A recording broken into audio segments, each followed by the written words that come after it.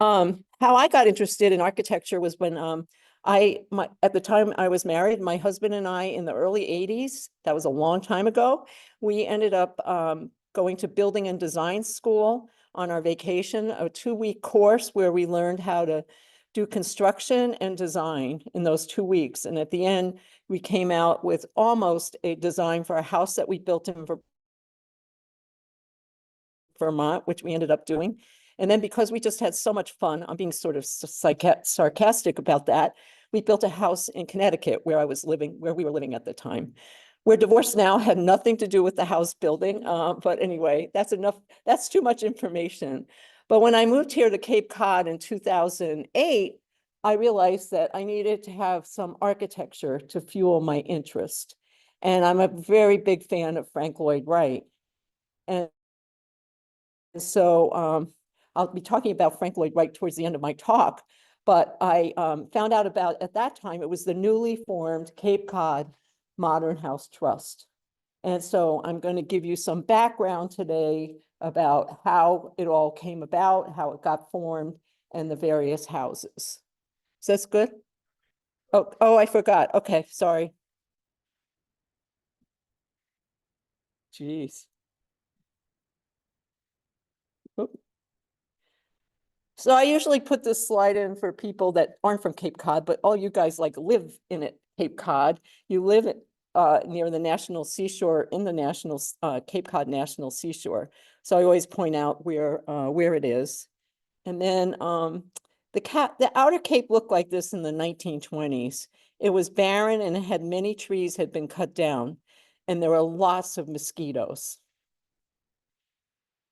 Jack Phillips, who graduated from Harvard, he ended up inheriting 100 acres from his uncle Jack. Jack Phillips, the young man, was only in his 20s. He started to sell off lots on the Outer Cape. Interest in building began. Jack, who himself was a self-taught designer, built a studio on a choice piece of waterfront land around 1938. With its soaring glass wall, vertical cedar siding, and roof with a dune-like pitch, the building engaged its environment without facing it. It's no longer there. Can we imagine why? Washed away, the erosion. So Phillips ended up selling land to many friends who were also designers, like British architect Sir Chermayeff, who was a Hungarian-born architect, futurist designer Marcel Breuer. And it brought a lot of these different intellectuals, designers, architects, academics to the Cape. So this was another shot of his studio with its soaring glass wall, vertical cedar siding, and roof with a dune-like pitch, as I taught. And because of its dramatic site, it was washed away into the ocean. But it's just an example of what ended up getting built here on the Cape, too. So this was the houses in terms of a modern house, just that we have geographic forms and planes. This is lightly sited on the land, sustainable economical materials, blurring exterior and the interior. These houses combine the New England aesthetic with European modernism. The Outer Cape became a place for these many luminaries that I talked about to spend time with each other on the beautiful Outer Cape. As I say, at that time, land was very cheap. Houses were built cheaply. There were beach houses in the true word of a beach house that we so rarely see now here on the Cape. So many of those houses have been torn down and rebuilt or winterized, that kind of thing. So this is just to give you more background. In the late 30s, during the buildup of World War II, there was a migration of Europeans. It was referred to as the summer Bauhaus. This is Walter Gropius, and he was the founder of Bauhaus. Bauhaus was a school in Germany that was started like in 1919, very innovative, very futuristic, had many brilliant minds that came out of the Bauhaus, but many of them came to the US to escape the upcoming Nazism. Walter Gropius came to the United States as head of the Harvard Graduate School of Design with Marcel Breuer. Many of his friends had connections to the Bauhaus School. And that really was what happened was that they started following him, like in and Breuer as well. Here is Marcel Breuer sitting in one of the chairs that he designed. He taught also at Harvard too. And here's a picture of Gropius with his wife. He ended up spending time on the in Marion, Massachusetts, at a summer house. But he invited many of his friends, and I think that was like everybody has said, let's just buy some land so that we can be together during the summer, that kind of thing. You know, it was a very social kind of life at that time. So those are that visited the Cape or designed and built houses were Marcel Breuer, Serge Termayoff, Ariel Saarinen, among others. Walter Gropius never really built a house here, but he spent a lot of time. So now we're going to fast forward to the establishment of the Cape Cod National Seashore. In 1959, as a response to post-World War II overdevelopment on the Cape, legislation was introduced to create the Cape Cod National Seashore.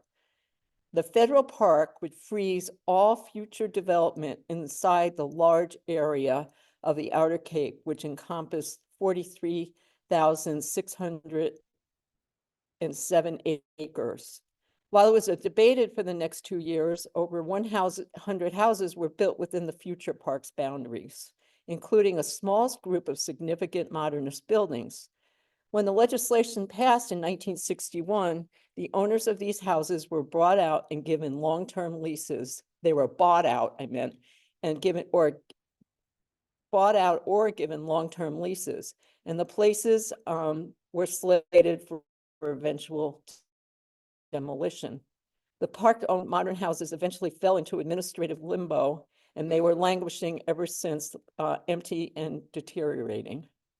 And here is John F. Kennedy signing the legislation in 1961.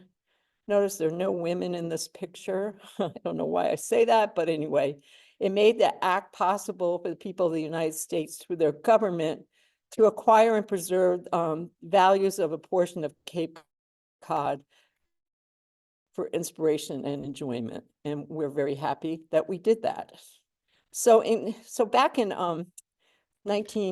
2007, it was an idea came forth from our founding director, and his name was Peter McMahon, and he collaborated with the Seashore, and the trust, Cape Cod Modern House Trust, was formed for partnerships and leasing.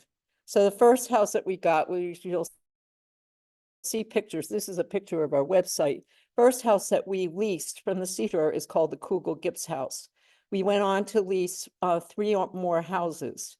And the model, and we got money from the Community Preservation Act and Wellfleet, and different kinds of donations from all over. And so we were able to not acquire these houses, lease them. We don't own them. We leased them from the Seashore, but we restored them for people to use. So on the left is the Kugel Gibbs House. That we got in about 2008. That was our first house.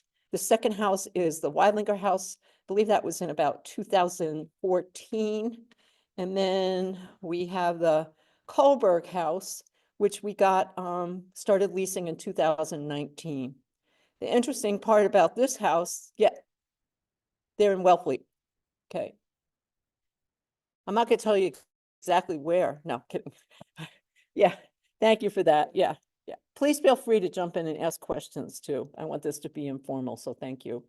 So this is the Kohlberg House. This house was a unique challenge because we'll see more pictures of it, but the only original things in this house were the foundation and the bathtub. It had to be totally reconstructed, but it was worth reconstructing. And then the other house that we got was the Hatch House that we did in about, I think, 2013 that we redid. This is the only house of the 4 houses that the Cape Cod Modern House Trust leases that is not winterized. And it's quite a unique design as well. This evokes the most when I take groups up to this house, this is the house where everybody goes, wow. It's just a very interesting design, but we'll get into the houses specifically. So this is a shot of the deck overlooking, this is overlooking Cape Cod Bay. So this is on Bound Brook Island Road, I think it is, yeah. So this, I'll start with the Hatch House. This was John Hughes Hall. He was born in 1916. He was the designer of the Hatch House. And this is what the house looks like when you drive in. It looks very unassuming. You can see very, behind it is Cape Cod Bay. So this house has, it's an interesting design because these, I don't know if you can see my cursor. Can you see it? Or let me see.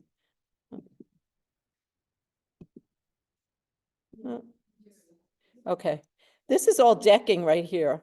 So basically, here's the primary bedroom. The living room is down here. That faces Cape Cod Bay. Bathroom, kitchen, and then there are 2 bedrooms. So let's say you're sleeping in the primary bedroom. What do you have to do to go out to the bathroom at night? You have to go outside. Yes, ding, ding, ding. So that's kind of a unique experience, I would think. But people that lease this house, forgot to say that what we do with these houses is that we lease them to, we in turn open them up for people to rent these houses during the season, and that covers our operating costs. We also have artist residencies that we have artists come on the shoulder season as well. But this is how we make the money to keep these houses going. So that's just an idea of what the Hatch House looks like. There's like shutters here that flip up. They flip up there. I think the shutters are up here. But this house, we've just closed this down for the winter just now. And so it's all tightly buttoned up as well. The other interesting thing about this house is that it's the only house that has the original furniture in it. The Hatch family, when they left in 2006 or 7, they took all the furniture with them. And what they did was put it into storage. And when the Cape Cod Modern House Trust took over the lease, they gave the furniture back to the house, which is really quite wonderful, including books, artwork, everything. In turn, though, the Cape Cod Modern House Trust, is a gesture of thanks, usually lets the family use the house for a couple weeks during the summer as well. This is just another shot of the house before it got restored. It really needed a lot of help. It had footings that were just turning into sand that had to be redone. We had, they call them saddles that attach the footings to the wood. Those all had to be redone, but it's quite an experience. Let's see. So this is one of my favorites because I love the unique way you store pots. It just reminds me, I mean, I was lucky enough to grow up in a beach house and it just reminds me so much of that. Very thin walls. They're about this thick. One year we decided to sandblast that house. Guess what? All the sand went inside the house because of the thin walls. That was a big cleanup job. This is the primary bedroom. It's very rustic, as I say. That shutter can open up for some air. This house does not have any air conditioning, obviously, or heat. So as I say, we close it down in the winter. And then another spectacular view looking out to Provincetown. And this was Ruth Hatch. She was an artist, and she was the original owner with her husband, Robert Hatch. He was the editor of Nation magazine. They lived in New York during the year, but then spent summers here. I happen to know the daughter, Gilly Hatch, who lives in London because we have some mutual friends. So that's been nice. I've gotten to meet her. Ruth died in 2000, probably 4 or 5. So let me see if I can get this. I'm going to just show you a quick little video if it works. Connected to MacBook Air. Come on.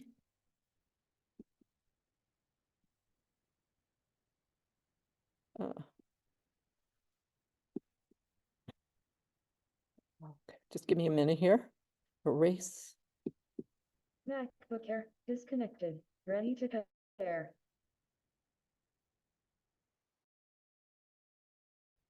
Hmm. I knew I did something. All right, just give me a minute here. Let's see. Hang in.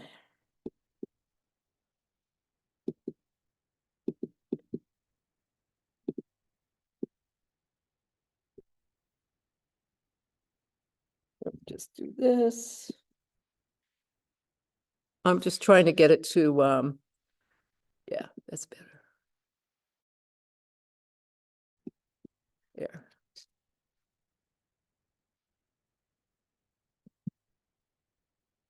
Connected to MacBook Air.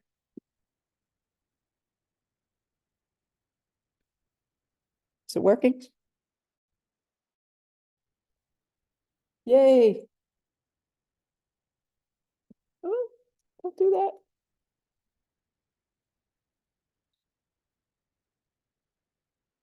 That's the house.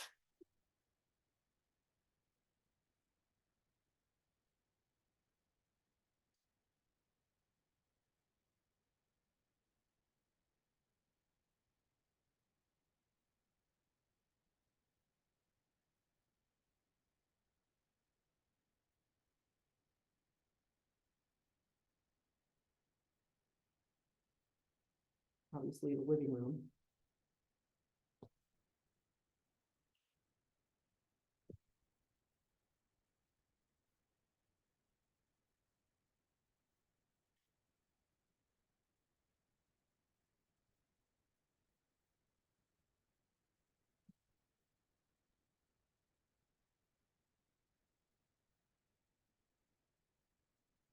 Okay, that's just to give you a flavor of the house. So I'm just going to talk now about the Kugel Gibbs house. This is the first house that we got, but this was designed by Charlie Zender. Does anybody know, ever heard of Charlie Zender? No? Okay, he was a designer. He built, I believe, over 50 houses in Wellfleet and Truro. He had a kind of unique design thing. He was a real character as far as the reading I've done about him. And this house, he ended up, let's see, he ended up, this is Charlie. He went to a design, he went to University of Virginia at one point. He won a design contest and the reward was that he had dinner with Frank Lloyd Wright. So that kind of resonates with me with my Frank Lloyd Wright enthusiasm. So what's so interesting about this house is that if you stand here, you can't really quite figure out where the entrance is. This is like from the driveway. And Frank Lloyd Wright is very well known for hiding his entrances to the houses. This is just a shot of the floor plan of the house. This is the main floor. We have the primary bedroom, and living room, that kind of thing. Another shot of the house, but you can see that it was very evident that he was influenced. A lot of people say it reminds them of Falling Water, Frank Lloyd Wright's famous building. It also has interesting, here's the fireplace, the kitchen, which I find really interesting because where the window is, it comes up to your waist. You can't see out. It's a gorgeous view, but it actually brings a lot of light into the kitchen. And my feeling is that Frank Lloyd Wright he didn't believe in kitchens, even though the man never cooked. Well, no wonder he didn't believe in kitchens. So I think that's part of it, but I love that it has that. And then these windows, you see the mitered windows so that you can just look right through the corners. So it's a pretty unique house. It has 3 bedrooms. The other thing that I love about this house is the cutout that was designed in the fence for the deck, the railing for the deck, so that you can sit in the living room and actually look out at the pond. It has a gorgeous view of the pond as well, which you could see on that picture. Another shot in a rare snow episode we had a few years ago. And everybody asks about the ramp. It's really more for a design thing than it has nothing to do with wheelchairs because there's no way you could get a wheelchair down there. But a very interesting cinder block house. When we took it over, the basement has 2 bedrooms and it was totally black mold, totally. Now we've been lucky enough to put splits or those heating and air conditioning, and it's made a huge difference in terms of getting things dried out. This is a shot of the living room. And the next house we're going to talk about is the Weidlinger house. Once again, this house is in Wellfleet too. This was built and designed in 1953 by Paul Weidlinger. He was a structural engineer, but he spent some time, I believe, at the Bauhaus, and he became friendly with all these other people as well. It has 3 bedrooms and 1 bathroom. And here is a picture of him. He was born in Budapest, Hungary in 1914. And he lived in Bolivia. He was escaping the Nazis as well, but came here, became an adjunct professor at MIT and Harvard. He died in 1999. What was so interesting about this house is you can tell this house was built in 1953. That did not fall into that category of what we talk about the National Seashore putting a prohibition on building houses. He was married and they got divorced and his wife got the house. And so basically she suffered with bouts of mental illness and she felt that the Park Service was her protector and she ended up leaving the house to the Park Service. So that's what happened, even though the children took it to court but didn't win. But that's part of it. This is what the house looked like when the trust took it over. There was a tree falling on it. It was pretty bad, but Peter and crew had the vision to restore this house as well. Just a mess. And now that's what it looks like now. And just another quick floor plan. It's very, very compact, has really 2.5 bedrooms, living room, kitchen, that kind of thing. And it overlooks the pond. There's another shot of it. Here's the interior of it, of the living room. And what's interesting is that you see that big slider, that's 16 feet long. That's a big slider. And what happened was when we were building we were restoring the house, an Austrian company offered us the slider for free. They donated it. Well, it came, but it was trying to get that slider into the house was a challenge. There's a very steep driveway that goes down to the house, very narrow, but they managed, and it really is quite extraordinary. What I love about that slider, it goes onto a screened-in porch as well. Kitchen, very efficient kitchen. That little wooden thing flips down for a bar. And then onto the Kohlberg house. This was the most recent house that we redid. This is in 2019. We opened it up for renters. This was built and designed by an Luther Kroll, and he was, what a great Cape Cod name. He was descended from sea captains on Cape Cod and had his own business. I love this picture because the first tour I gave of this house in 2019, I said I would love to have a picture of Luther Kroll. And next day in my email, I get this picture and here's Luther. Somebody on the tour knew somebody that knew Luther and got this picture for me. But what I love about this picture, it kind of reminds me of my childhood. I mean, the bike, the kid, there's Luther, but do you notice the phone number on the thing? 5 digits. It's so great. He built this house. It was built for a man named Lawrence Kohlberg. He was a professor at Harvard in education. He developed the theory of the moral development in children. And so he was quite prominent and he ended up having this house. This house is overlooks the Atlantic Ocean. It's quite beautiful. I'll give you some more. There's the house taken before things got overgrown. And there's a picture of Professor Kohlberg. Another shot of the house. And then this is the house from the front. It's a very simple, elegant design, but when you walk in, it's just fabulous. So here you're going to see the house. The ocean is straight out there. I've been lucky enough to stay in this house. It's quite spectacular. There's a bed over here. That's probably where he slept, but I use that bed and I can watch the ships go by at night with the lights. It's gorgeous. I'm not gonna tell you, no, kidding. It's off of Ocean View Drive in Wellfleet. On your way over to I always get them mixed up. Newcomb Hollow, yeah. And then this Colbrook house has a lower level, which is nice for renters. They can have two areas, one of the bedrooms in the lower level.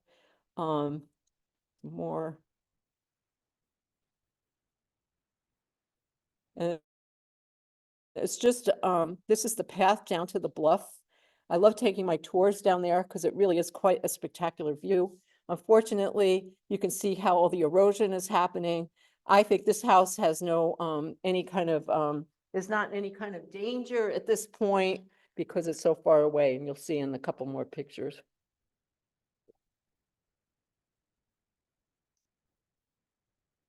Another shot. In the kitchen, yeah. So, and then this is a really good view of the ocean.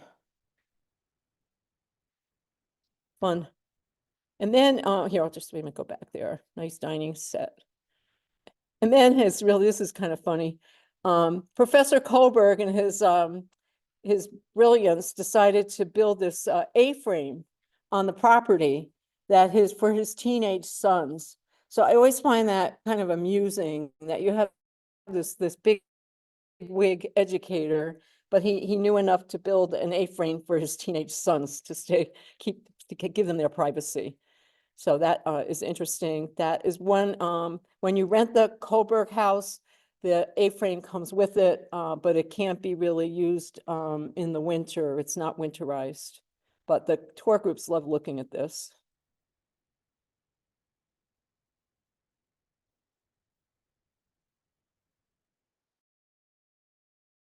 Okay, let's see if we can get this to work.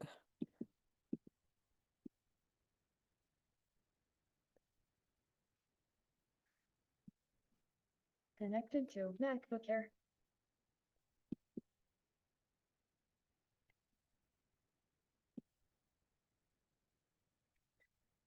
MacBook Air disconnected. Ready to pair.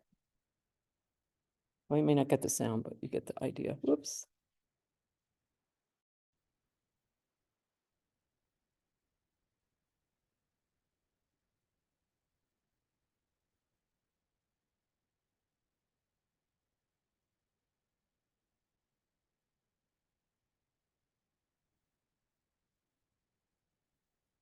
I'll tell you about that fireplace in a minute too.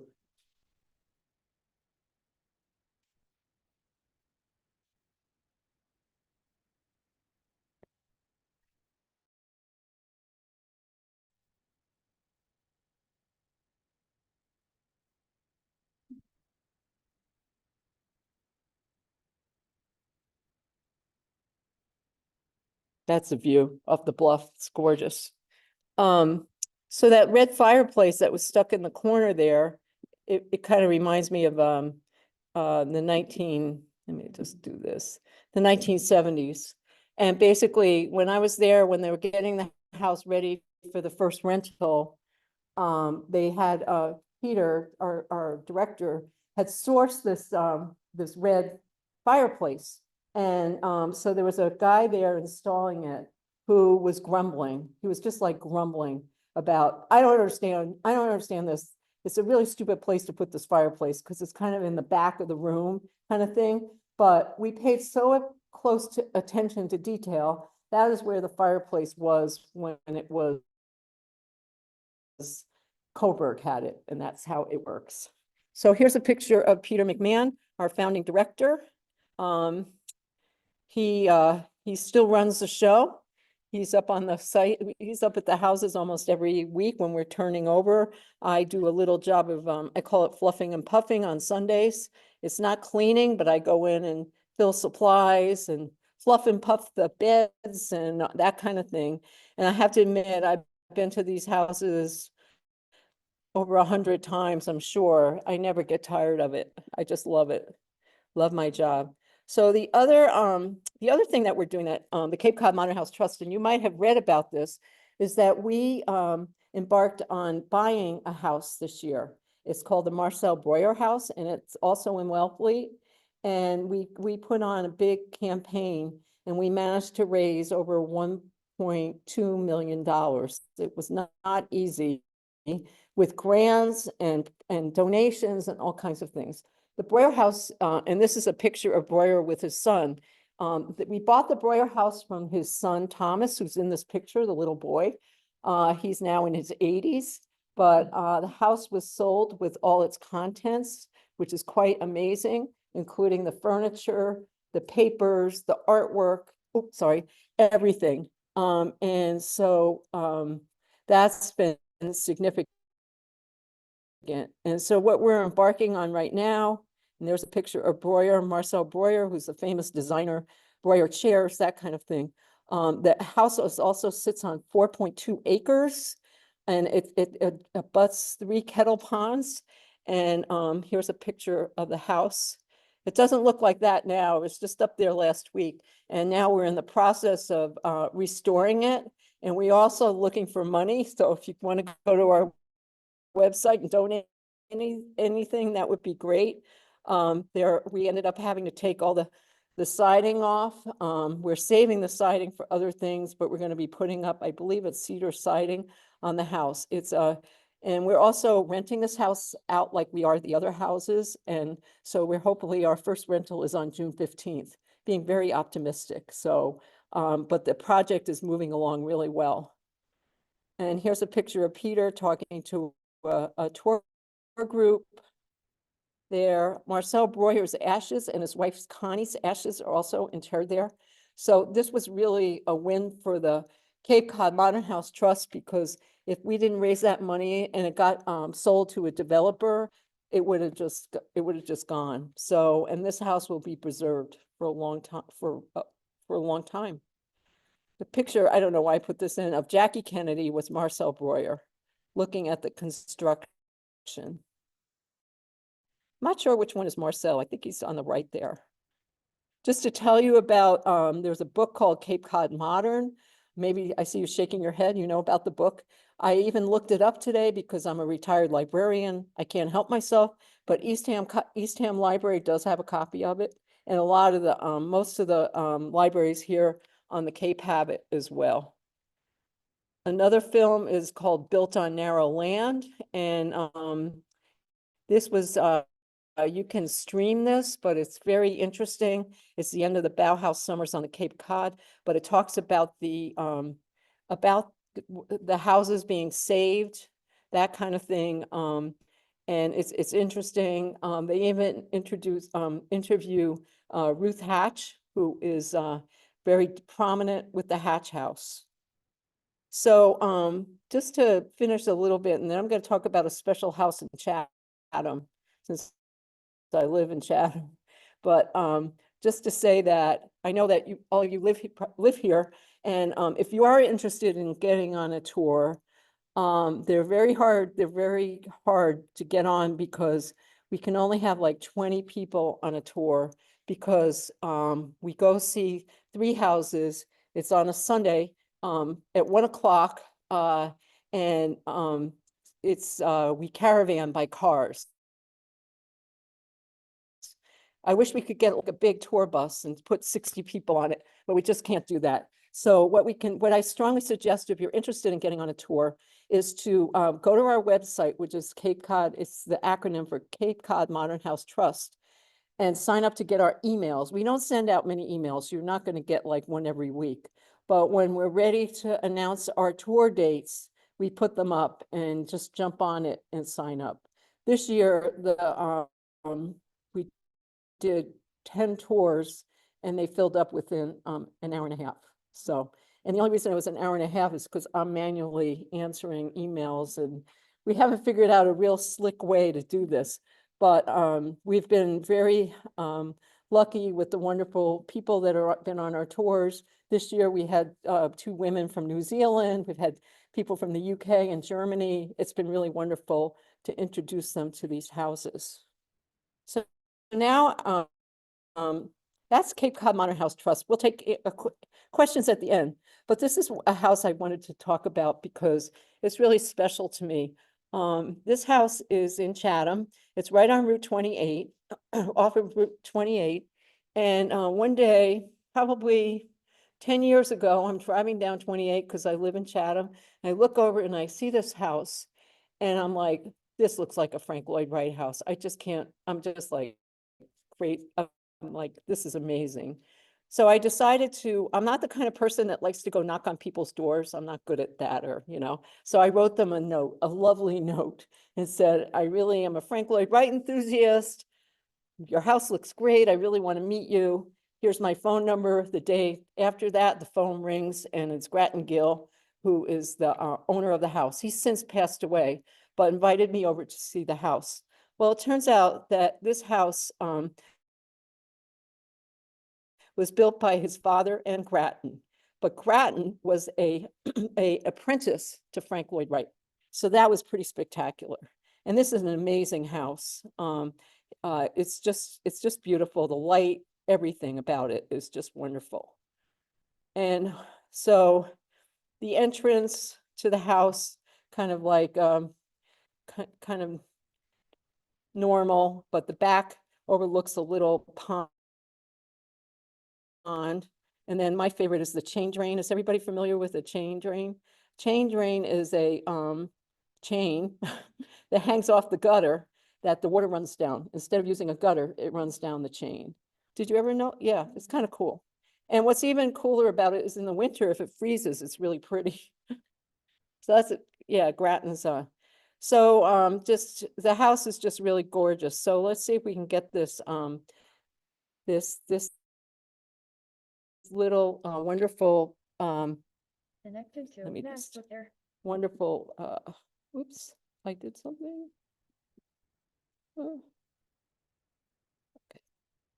Come on. Mac Booker disconnected. Ready to pair. Just take me a minute here.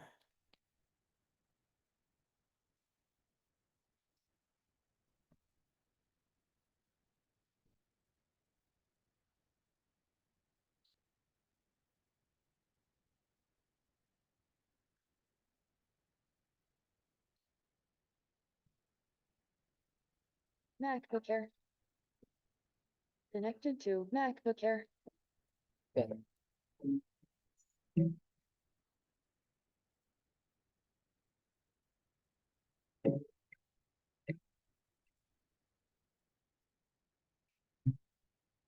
I ran to the drafter that was 50 yards away, so I picked up all the drawings, working drawings now, whatever, ran back, which are the construction drawings, I'd already sent the design drawings home, and they said, yeah, do the drawings. And I laid out the drawings for him. And first drawing I showed him was the lower level. And he looked at it and he said to me, "You're putting your parents in a straitjacket." All he saw was the wall, the wall, the wall. Then he saw the piers. But he thought that was the main level. He didn't know. He didn't, I didn't explain to him. I said, "That's the lower level, Mr. Wright." He said, "Well, show me the other one." Wise ass, wise guy. And so I did. I just flipped the page, because I had them stacked this way in the lower level of it. And it was this floor. He said, "Well, that's much better. I guess you can go home." That was really one of Wright's great contributions to American architecture. He knew how to do it. Falling Water's most famous residence is nothing but a series of cantilevered trays. Nothing. It's a something. But it's, that's his ultimate expression of what he wanted architecture to be, these horizontal planes stacked on one another, at least in that site. And he loved the topography. He's a Midwestern, everything was flat. And so he did all of this horizontality. That was the first geometry that he saw on, on farmland. It was this horizontal line. It was not the line of the city. It's the line of the prairie. And so there was all of this horizontality into it. And of course, that was expressed in this guy by the roofs and the roof extensions, by the balcony that lit out. That because the house sits in a two-story situation, stacked, it could look like a two-story house.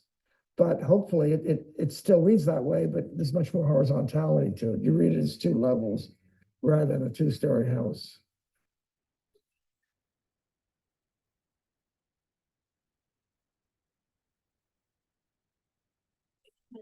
Find your design philosophy, just thinking about your career especially, what would you say?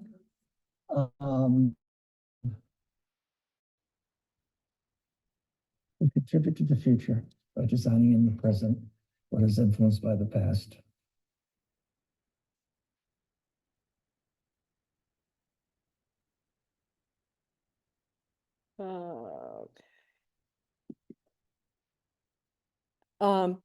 So that's the conclusion of my talk. I'm sorry I didn't give you a warning, Harriet. I don't know how you want to do this or,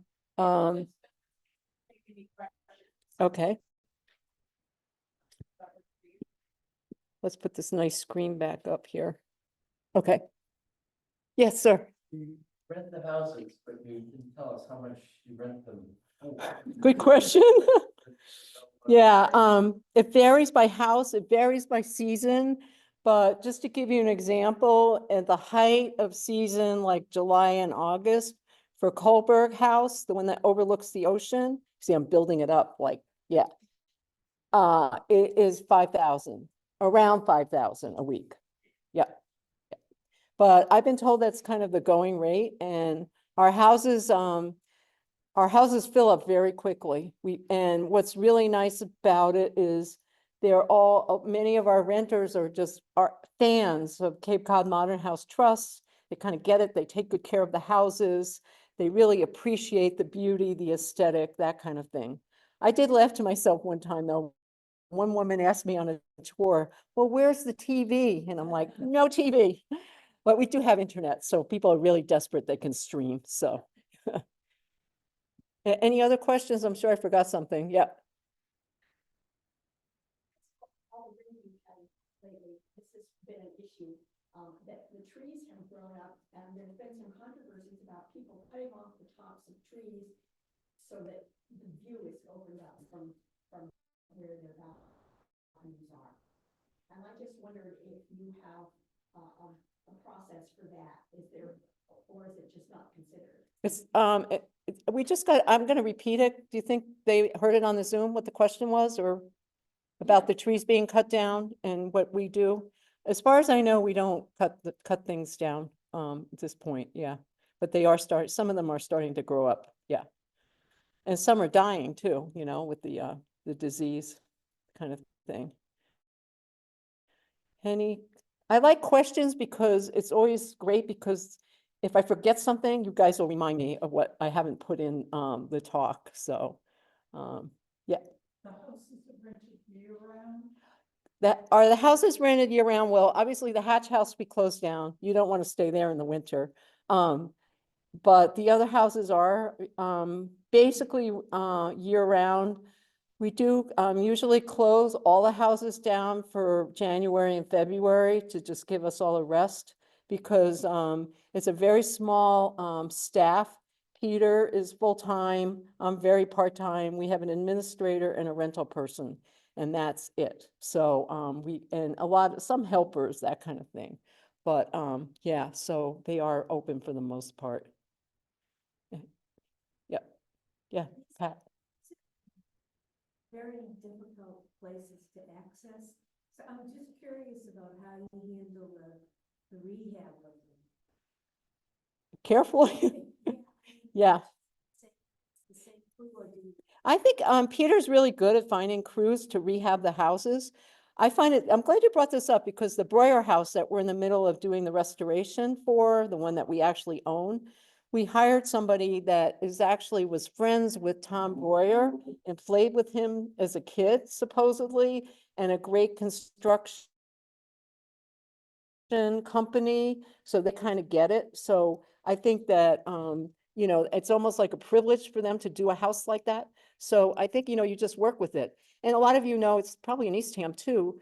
All of these houses that I showed you, they're all down these narrow dirt roads, like one lane roads, and you just pray you have another car coming. I always laugh because I do a tour and I usually have 7 cars behind me. So there's a challenge to get around. But, yeah, that's true. Any other questions? Okay. So, Thank you very much. oh, my pleasure. Thank you. Hope maybe you guys can get on a tour this summer, so, that would be great. Yeah, So make sure, yeah, because the email was. Yeah. yeah. One more. What tours? Oh, I'm sorry. The tours generally run, from like June to October. And we do them usually every other Sunday. We have to do them on Sunday because it's the changeover day for the houses. So usually I work in the houses all morning, run back and do the tour. But I love doing them, and it's a lot of fun. So anybody else? Okay. So I don't know how we say goodbye, or We'll say goodbye. say goodbye on the Zoom. I mean, goodbye, everybody. Come back next year, obviously, there's a lot. I promise next time we won't have the technological. Yeah, and I actually do other talks, but I do one on Frank Lloyd Wright. I do one on the children's author Maurice Sendak, and another one on Beatrix Potter. Okay. So there you go. Yeah, and I love doing them. Can you tell?